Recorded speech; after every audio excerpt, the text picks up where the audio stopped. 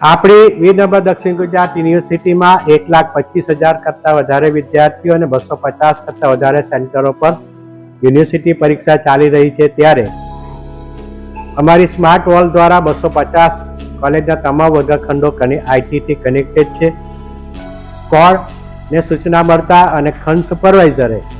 એ વિદ્યાર્થીઓની જે હિલચાલ છે એના ઉપરથી બે વિદ્યાર્થીઓ,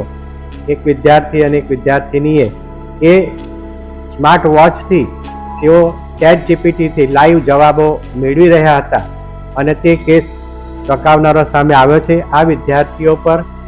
નિયમ મુજબ કરતાં ડબલ તેને આર્થિક દંડ પણ કરવામાં આવશે અને આ પ્રકારના electronic gadget, ballpen, electronic ring એ જે પ્રકારના ઇલેક્ટ્રોનિક છે કે જે